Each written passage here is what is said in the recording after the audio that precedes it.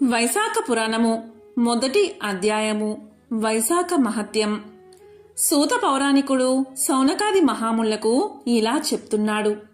సమస్త భూత జాలాలను సృజించిన బ్రహ్మదేవుడి మానస కుమారుడైన నారద మహర్షి అంబరీష చక్రవర్తికి అనేక ధర్మాలను వినిపించగా అతను అమిత ఆనందాన్ని పొంది ఇంకా విశేషాలను వినగోరి, మహానుభావ నారద, మీరు నాకు 12 మాసాల మహత్యం గురించి చెప్పి ఉన్నారు. నేను చాలా శ్రద్ధతో విని ఆనందించాను. మాసాలన్నింటిలో వైశాఖ మాసము మిక్కిలి శ్రేష్టమైనది అని నా మనస్సులో నిశ్చయపరుచుకున్నాను. కాబట్టి ఆ మాస మహత్యాన్ని వినడానికి కుతూహలంతో ఉన్నాను. కాబట్టి ఈ వైశాఖ మాసం శ్రీ మహావిష్ణువుకు ఏ విధంగా మిక్కిలి ప్రీతికరమైనది? ఈ మాసంలో మనుషులు ఆచరించదగిన వ్రత విధులు, ధర్మాలు ఏమి ఉన్నాయి? ఈ మాసంలో చేయవలసిన విష్ణు ప్రీతిని కలిగించే కార్యాలు ఏమిటి? ఏ విధమైన దానాలు చెయ్యాలి? ఆ దానాచరణ వల్ల కలిగే ఫలితాలు ఏమిటి? ఏ ధర్మాన్ని ఆచరించాలి? వైశాఖ మాసమున విష్ణు పూజలో ఏ పదార్థముతో సమాచరించాలి? ఈ విధమైన విషయాలను వినడానికి కుతూహలంతో ఉన్నాను నేను. మీరు దయచేసి నన్ను కృతార్థుణ్ణి చేయండి అని అడిగాడు అంబరీష చక్రవర్తి. దానికి నారదముని అంబరీష మహారాజుకు ఇలా చెప్పాడు. మహారాజా, పరమ రహస్యమైన మాస ధర్మాల గురించి పూర్వం నేను బ్రహ్మదేవుణ్ణి అడిగి విన్నాను, తెలుసుకున్నాను. ఆ బ్రహ్మ ఈ విషయమై ఒకానొకప్పుడు లక్ష్మీదేవి విష్ణుమూర్తిని ప్రశ్నించగా శ్రీ మహావిష్ణువు ఆమెకు చెప్పిందంతా నాకు వివరించాడు.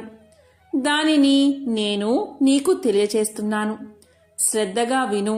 సంవత్సరంలో గల 12 మాసాలలో కార్తీక మాసము, మాఘ మాసము, వైశాఖ మాసము చాలా మహిమ కలవని చెప్తూ ఉంటారు. వీటిలో కూడా వైశాఖ మాసం అమితమైన ఫలాన్ని ఇస్తుంది. ఈ మాసంలో చేసే దానాలు, ధర్మాలు, యాగాలు, స్నానాలు, కర్మలు సమస్తమగు పాపాలను నిర్మూలనం చేస్తాయి. కాబట్టి ఈ వైశాఖ మాసము సమస్త మానవాళికి, తల్లి పిల్లలకు ఇష్ట వసూలను వసంగి సర్వాభిష్టాలను నెరవేరుస్తాయి. వైశాఖ మాసము సర్వవిధ ధర్మములు కలిగినది, యజ్ఞస్వరూపం కలది, సమస్త క్రియల యొక్క సారం కలిగినది, గొప్ప తపోమహిమ కలిగినది, దేవతలచే పూజించదగినది. సమస్త విద్యల్లో వేదం వలె, సర్వ మంత్రాలలో ఓంకారం వలె, వృక్ష జాతులలో కల్పవృక్షం వలె, ఆవులలో కామధేనువు వలె, పాములలో ఆదిశేషువు వలె, పక్షులలో గరుత్మంతుని వలె, దేవతలలో విష్ణుమూర్తి వలె, వర్ణాలలో బ్రాహ్మణుడి వలె, ఇష్ట వస్తువులయందు ప్రాణం వలె, సహచరులయందు భార్య వలె, నదులలో గంగానది వలె, కాంతియందు సూర్యుడి వలె, ఆయుధాలయందు చక్రం వలె, లోహాలయందు బంగారం వలె, విష్ణు భక్తులలో శంకరుని వలె, మనులలో కౌస్తుభమణి వలె, ధర్మ మహిమాన్వితమైన మాసాలలో వైశాఖ మాసం మిన్నై అలరారుతుంది. వైశాఖ మాసమున సూర్యోదయానికి ముందుగా మేష సంక్రమణం యందు స్నానాన్ని ఆచరిస్తే మానవుడు విష్ణు ప్రీతికరమగు వేరొక కార్యాన్ని ఆచరించ అవసరం లేదు. రమానాథుడగు శ్రీ మహావిష్ణువు వైశాఖ మాసమందు ఆచరించదగిన స్నానమందు ప్రీతి కలవాడవడం వల్ల, అన్నదానము వలన భూతజాలము సంతృప్తి పడినట్లు భగవంతుడు వైశాఖ స్నానం వల్ల సంతసిస్తాడు. అలాంటి స్నానం ఆచరించిన వారిని, స్నానాసక్తి కలవారిని కూడా అనుగ్రహిస్తాడు. అంత మాత్రమునే వారు జ్ఞానాసక్తులై పాపాల నుండి విడవబడి విష్ణులోకాన్ని చేరుకుంటారు. సూర్యుడు మేషరాశియందు ఉండగా ఉదయమున స్నానం చేసి సంధ్యావందనాది క్రియలు నిర్వహించిన వారు సమస్త పాపాల నుండి ముక్తులై విష్ణునందు ఐక్యం కాగలరు. వైశాఖ మాసమున 4వ వంతు దినములు స్నానం చేసిన 10,000 అశ్వమేధ యాగాల ఫలితాన్ని పొందగలడు. స్నానం చేయడానికి శక్తి లేనివాడు స్థిరమైన మనస్సు కలవాడై స్నానము చేయు సంకల్పమున మనస్సున కలిగి ఉండనేని అతడు 100 యాగాలు చేసిన పుణ్యాన్ని పొందుతాడు.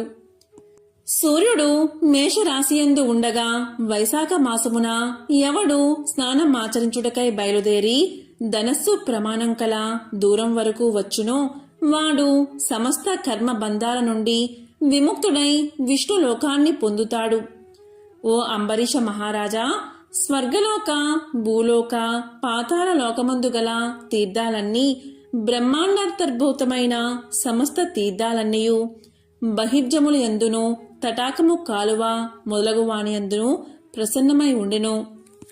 అంబరీష, తీర్థములకు అధిదేవతలకు దేవతలు వైశాఖ మాసమున చెరువులు, నూతులు, కాలువలు లోనగు వానియందు గల బహిర్జలములయందు సన్నిహితులై ఆశ్రయించి ఉంటారు. ఈ మాసమున సూర్యోదయం మొదలు 6 గడియల వరకు మానవుల మేలు కొరకు శ్రీ మహావిష్ణువు యొక్క ఆనతి అనుసరించి దేవతలందరూ బహిర్జలములయందు సన్నిహితులై ఉంటారు. కాబట్టి ఈ వైశాఖ మాసమున ఈ 6 గడియల్లోగా ఎవడు స్నానాన్ని ఆచరించడో అటువంటి వానికి తీర్థాలకు అధిదేవతల వారు శాపాలు ఇచ్చి తమ తమ స్థానాలకు పోతారు. కాబట్టి ఈ వైశాఖ మాసంలో ఈ 6 గడియల్లోక తప్పకుండా నదుల్లో నీటితో అయినా, చెరువులోని నీటితో అయినా, కనీసం బావి నీటితో అయినా స్నానాన్ని ఆచరించాలి. ముఖ్యంగా ప్రాతకాలంలో.